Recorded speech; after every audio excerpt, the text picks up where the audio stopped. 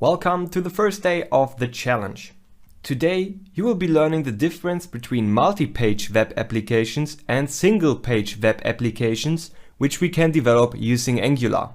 You will also learn about Angular components, and we will cover the programming language that Angular is using, which is called TypeScript. So you will get a brief introduction into TypeScript today. As you already know, during that challenge we will cover Angular, then we will cover ASP.NET Core Advanced, and then we will combine both together to create a complete application. So for today, there is some theory which is really important because we are doing some computer science here, right? And computer science is based on really sometimes more or less complex technology. So for example, before we start using real Angular, we should talk about what Angular in detail is and why it is getting used, right? So that you really get some in-depth knowledge.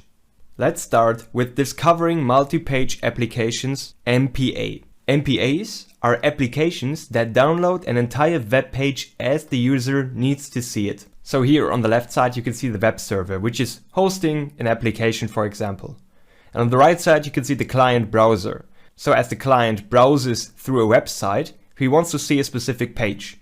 That request gets sent to the web server, and the web server then returns that page, which needs to get downloaded by the user's browser. So whenever a user wants to see a page, he sends a request to the server.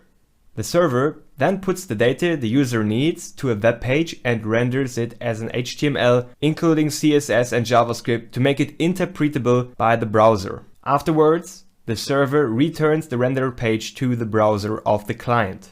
Now the browser unloads the currently loaded page, so the existing one, and loads the currently new and fresh received one to display to the user.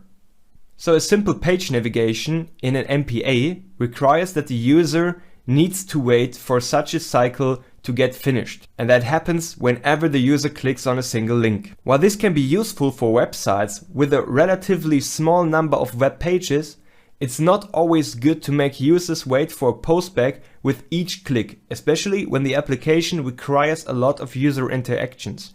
So you might know that from other applications around the web. You click on something, you have to wait, and afterwards you make another click directly. For example, you want to edit something or you want to add something, and it just takes some seconds, right? And that sums up to a minute or 2 minutes, and you haven't really done much, but just waiting every time like 5 or 10 seconds is absolutely annoying if you really want to perform some actions. It's not really that important when you just go to an article site and it loads once and then you can read for like half an hour. But if you have to do a lot of clicks and a lot of page switching in your application or in an application, then the user needs to wait a lot. Now let's talk about how we can solve that issue. How can we minimize the time a user needs to wait during his interactions with a web application? The solution is pretty simple. We need to minimize the amount of data that needs to move over the network while the user is interacting with the application. So we can build more responsive apps using the SPA single page application technology. That enables developers to minimize the data transmission across the network during the time the user interacts with the software. So to sum it up, this is what you will learn in that challenge. You will learn how to create a single page application using Angular, how to develop and connect a RESTful API using ASP.NET Core Web API, and you will also learn how to make use of Entity Framework Core to store and access data, and some best practices by using the clean architecture software design pattern.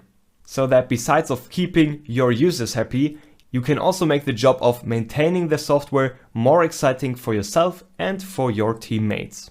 Great, so now you know what an MPA is and why we instead want to develop a single page application using Angular. Now let's move on to the next video and explore Angular and single page applications even further.